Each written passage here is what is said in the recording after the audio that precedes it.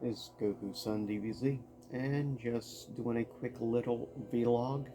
I thought I'd mention briefly, since it is October and Halloween's almost here, I thought I'd mention a specific game that holds a very special place for me personally.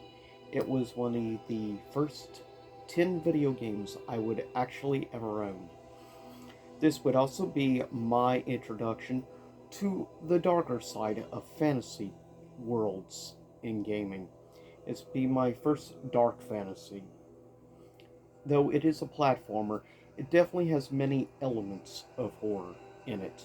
And this would be the game that would get me intrigued into wanting to play more darker tone games, and especially would be the main reason I think I would end up curious and eventually end up playing the very first Resident Evil game, which would be the first official survival horror game I would ever personally own. Would be the original on PS1.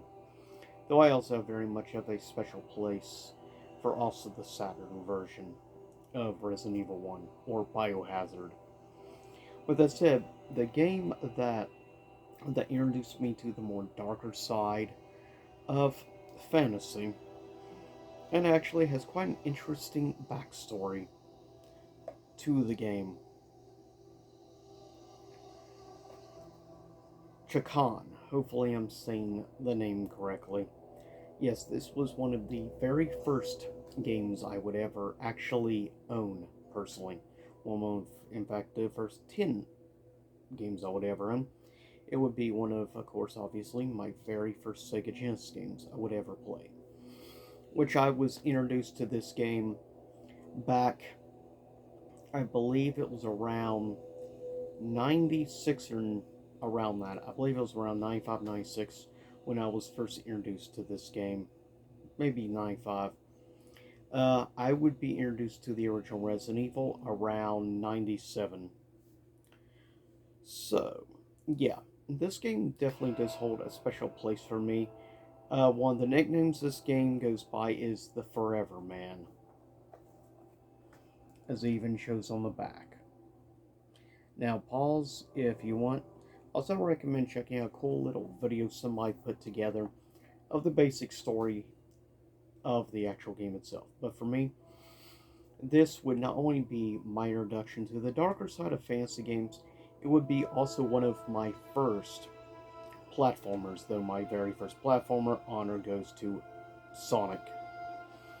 But this is cool and unique, and it's a shame this game has never seen a remaster or a remake, and frankly, I feel this game deserves one, as it is a very interesting dark world, and if you look at the character design, I can tell many future characters in fantasy and other realms take a lot of inspiration from this character's design.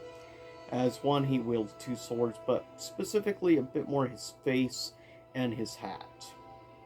Specifically, he would be actually one of the inspirations for a future Star Wars character called Cad Bane in the Clone Wars and in the Clone Wars series, which is very phenomenal. He would also be the inspiration for a character in another game in the future, and definitely very interesting to say the least.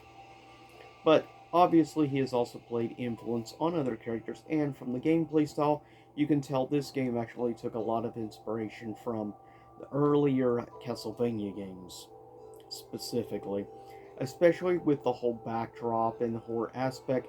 Though you start off in a different, like, I guess you could say, a portal world, if you will, that leads you to the different realms. Total, there would be really 5 rounds and stuff. Really, there's like 4 styles of like stages, but like there's multiple different things in each realm, I guess you could say, you visit. There are different steps and areas to explore. But like I said, this is a very hard game. This was probably the first hard, I would say, hard as nails game to play, as you don't get an infinite amounts of continues and stuff, though you actually can end up having, luckily. Now, unfortunately, one thing that's also hard is the worlds you visit stages can be quite long, and it actually takes quite a long time to reach the checkpoint because in this game specifically, for the most part, like checkpoints are usually about the half mark of the stage. So, yeah, you got a good ways. If you die anywhere barely short of being the half mark of it, well, you're just out of luck and have to start from the very beginning again. So that's one thing to know. If you like a good challenging game and stuff, this is very much like the old school games that were hard as nails. People today refer to things as like the Dark Souls or blah blah blah or something.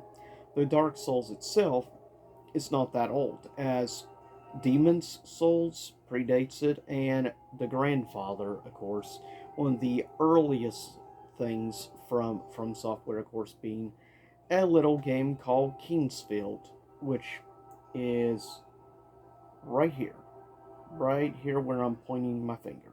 But with that said, I am going to get ready to briefly cut up this video. I just want to share a little my thoughts on this game.